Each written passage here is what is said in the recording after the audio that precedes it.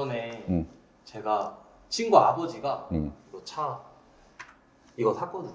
아이오닉 5. 아이오닉. 네. 어. 이게 가격이 음. 이제 6,500 정도 되고 음. 1,000만 원 줄여서 보조금 해서 5,500에 했는데 신차 딜러분이 딜러 서비스가 되게 마음에 안 든대요. 그 사셨던 분이. 근데 이제 중요한 거는 그분은 이제 남는 게 없다. 근데 이제 형이 현대자동차 신차 딜러 출신이잖아요. 5년 정도 했지. 20대 초반에. 그래서 형이 보셨을 때 얼마 정도 나오길래 안 남는다고 그럴까? 서비스를 뭘 받으셨대? 썬팅? 썬팅이랑 두리막 코팅 딱 2개요. 2개? 네. 오늘 주제가 신차네, 그지? 네.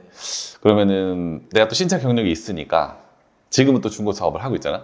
신차에 대해서 좀 이야기를 해볼까? 네. 일단은 생각보다 사람들이 신차 수당이 많이 나올 거라고 생각을 하잖아. 네. 준수가 봤을 때 아이오닉 팔면 얼마가 나올 것 같아, 수당으로? 200에서 300? 200에서 300. 네. 대부분 그렇게 생각을 하시거든.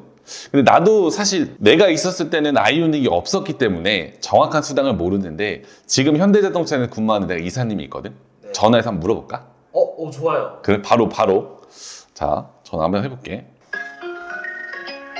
이렇게? 네, 대표님. 네, 안녕하세요, 이사님.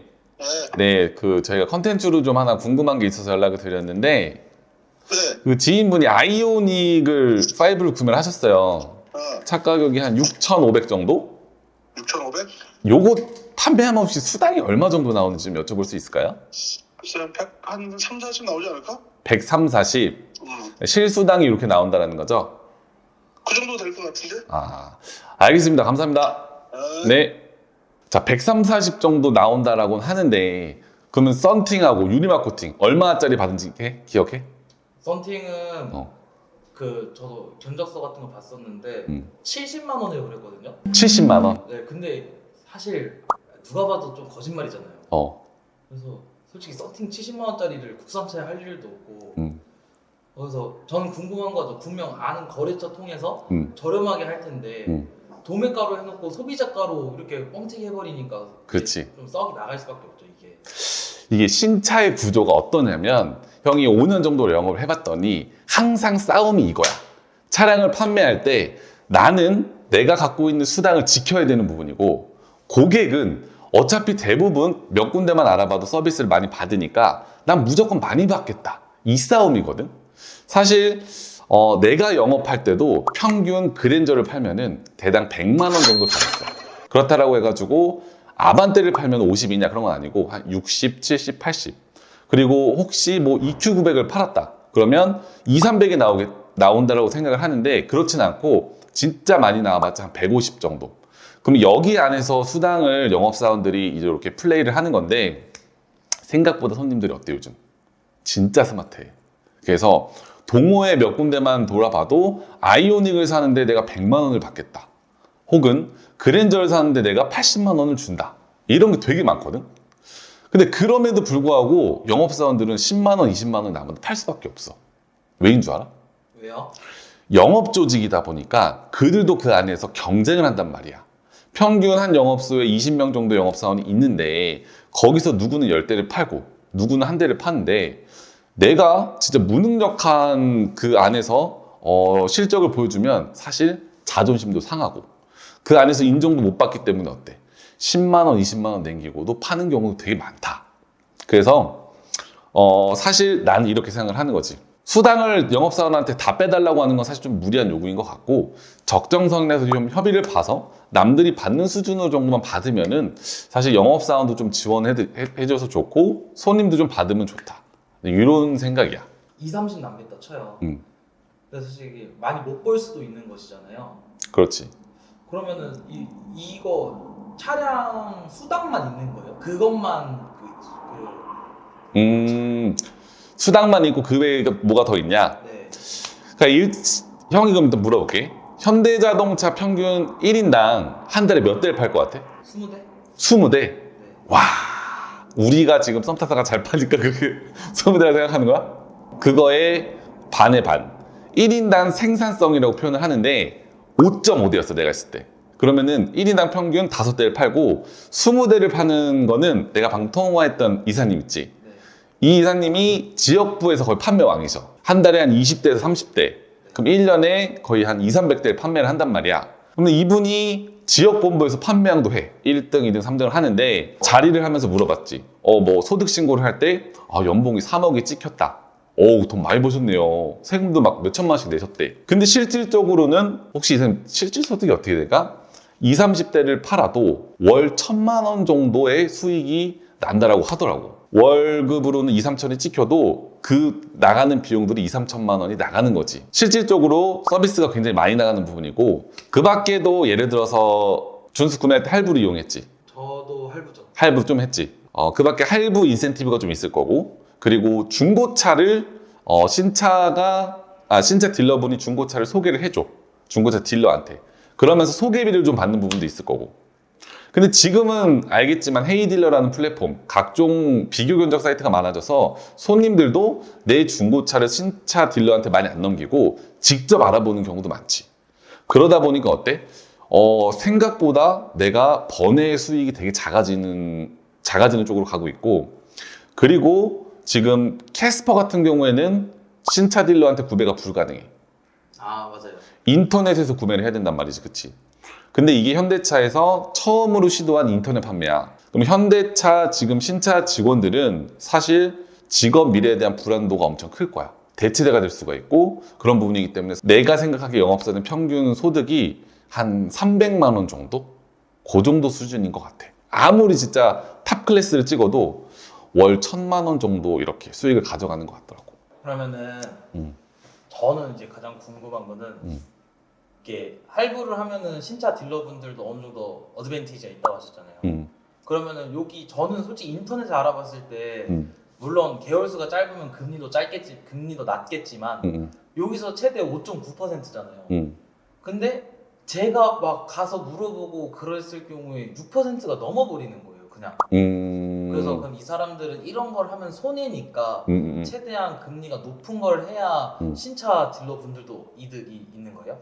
자, 할부에서도 사실 신차 같은 경우에는 평균 금리가 4~5% 정도는 하는데, 예를 들어서 고객 성향이 조금 여유 있고 좀 편안하고 좀 나한테 좀 호의적이야. 그러면 사실 내가 고객이 4%도 있지만 5.5도 저렴하기 때문에 5.5를 했어. 그러면 나한테 인센티브가 떨어진단 말이지. 워낙 수익이 적기 때문에 할부를 5.5를 제한을 할 수도 있는 거고, 반대로 손님이 너무 깐깐해. 다이렉트 금리도 다 알아봤어.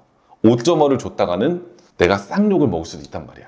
그러면 나도 제일 저렴한 금리를 확인해가지고 고객님한테 안내를 드리지. 근데 그렇게 되면은 거의 영업사원한테 들어가는 수수료나 이런 부분도 거의 없다라고 좀 보면 될 것 같아. 자, 그렇기 때문에 고객은 그냥 가장 좋은 거는요, 인터넷에 이런 식으로 다이렉트 금리 내가 직접 조회해가지고 금리 확인을 하는 게 가장 저렴하고요. 혹시라도 영업사원분에게 요청을 할 경우에는 이거 한번 좀 여쭤보세요.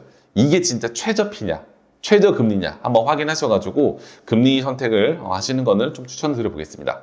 그러면은 이 캐시백률이 있잖아요. 이게 그러면은 할부한 만큼 캐시백을 받을 수 있는 건데 그러면 이 신차 딜러분들한테도 저거를 요청하면 받을 수 있는 거예요? 요거는 동일해. 동일한 그냥 조건으로 다 받을 수 있는 거고, 금리적인 부분만 있어서 예를 들어서 금리를 조금 높은 금리로 내가 제한을 하게 되면 나한테 좀 수수료가 들어오는 부분이고, 예를 들어서 금리를 진짜 요 고지금리 그대로 들어가게 되면 사실 영업사원도 거의 받는 것 없는 수준이라고 보면 되지.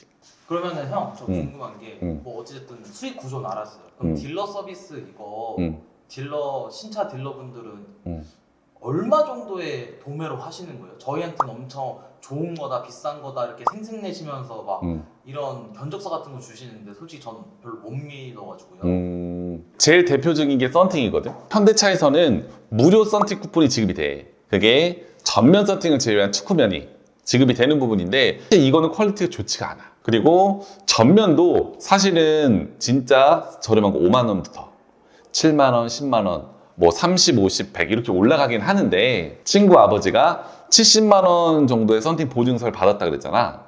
내가 생각하는 그거의 실질적인 가격은 한 30만 원 정도다. 보증서가 70 정도 나가는 거에서 썬팅을 30 정도라고 하면 지금 맥시멈이야. 15만 원에서 20만 원도 70만 원으로 만들 수 있는 거고, 근데 맥심으로 30만 원 정도면은 거의 70 보증서가 나가는 제품이다. 이 썬팅을 취급하는 사장님들도 신차 딜러랑 거래를 무조건 해야 되는 부분이야. 왜? 신차를 통해서 계속 차가 들어오고 썬팅 작업을 해야 되고 그런 부분이기 때문에 소비자한테 70만 원짜리를 50만 원 받아도 되긴 하겠지. 고객도 썬팅을 할 때 신차 소개로 들어가면은 저렴한 건 맞아. 하지만 거기서 예를 들어서 중간에 영업사원이 거기 안에서도 마진을 붙여서 가느냐 아니면 있는 그대로 썬팅에 실비용을 청구해서 주느냐 그 차이인 것 같은데 아마 내 예상에는 20-30만 원 정도 쓰지 않았을까 썬팅은. 그리고 블랙박스 얘는 사실 영업사원이 마진을 거의 다 못 붙여.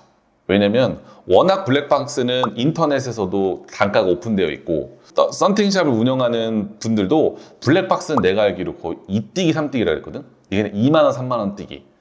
요즘에는 마진이 거의 많지 없다고 하더라고. 마진이 없고 좀 고가 제품 뭐 당연히 뭐 30만 원 35만 원짜리 다시는 분들은 좀 있겠지만 생각보다 블랙박스는 붙이거나 하나 별 차이는 없다. 유리막 코팅. 이제 유리막 코팅은 사실 나도 많이 제안드린 적도 없고 왜 하는지 잘 모르겠거든.